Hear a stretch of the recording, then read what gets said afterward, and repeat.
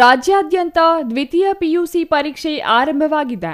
ಚಿಕ್ಕಬಳ್ಳಾಪುರ ಜಿಲ್ಲಾ ಕೇಂದ್ರದಲ್ಲಿ ಮಾತೃಭಾಷೆ ಕನ್ನಡವನ್ನು ಇಂದು ಮಕ್ಕಳು ಖುಷಿಯಾಗಿ ಬರೆದರು. ಜಿಲ್ಲೆಯಾದ್ಯಂತ ಆಯಾ ತಾಲೂಕಿನ ಪರೀಕ್ಷಾ ಕೇಂದ್ರಗಳಲ್ಲಿ ಪರೀಕ್ಷೆ ನಡೆದಿದ್ದು, ಯಾರೂ ಗೈರು ಹಾಜರಾಗದೆ ಎಲ್ಲರೂ ಹಾಜರಾಗಿ ಪರೀಕ್ಷೆ ಬರೆದಿರುವುದಾಗಿ ಪರೀಕ್ಷಾ ಕೊಠಡಿ ಮೇಲ್ವಿಚಾರಕರು ತಿಳಿಸಿದ್ದಾರೆ. ಮಕ್ಕಳು ಯಾವುದೇ ಆತಂಕಕ್ಕೆ ಒಳಗಾಗದೆ ಪರೀಕ್ಷೆ ಬರೆಯುವಂತೆ ಶಿಕ್ಷಕರು ಧೈರ್ಯ ತುಂಬಿದ್ದಾರೆ. ಚಿಕ್ಕಬಳ್ಳಾಪುರದ ಸರ್ಕಾರಿ ಜೂನಿಯರ್ ಕಾಲೇಜಿನಲ್ಲಿ ಇಂದು ಪರೀಕ್ಷೆ ಬರೆದು ಹೊರಬಂದ ವಿದ್ಯಾರ್ಥಿಗಳು ಖುಷಿಯಿಂದಲೇ ತಮ್ಮ ಅನಿಸಿಕೆಗಳನ್ನು ಹಂಚಿಕೊಂಡರು.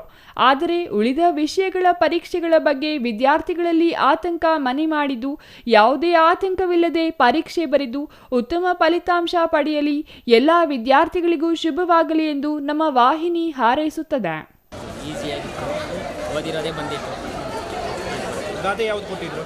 ಗಾದೆ ಗೊತ್ತಿರಲಿಲ್ಲ, ಪ್ರಬಂಧ ಕೊಟ್ಟಿದ್ರು, ಆರೋಗ್ಯ ಮತ್ತು ಕ್ರೀಡಾ ಅಂತ ಕೊಟ್ಟಿದ್ರು. ಅದನ್ನು ಬರೆದಿದ್ದೀನಿ. ಎಷ್ಟು ಮಾರ್ಕ್ಸ್ ಬರ್ಬೋದು ನಿಮಗೆ? ಬರೋದು 90 ಮೇಲೆ ಬರುತ್ತೆ ಅಂತ ಹೋಪಿದೆ. ಎಷ್ಟು ಕೊಡ್ತಾರೋ ನೋಡಬೇಕು. ಎಲ್ಲ ಈಸಿ ಇತ್ತು. LKG ಪೇಪರ್ ಇದ್ದಂಗೆ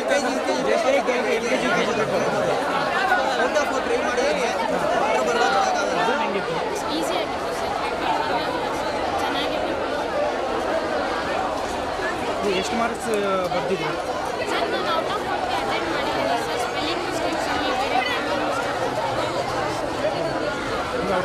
news bureau, CTV news, Chikkaballapur.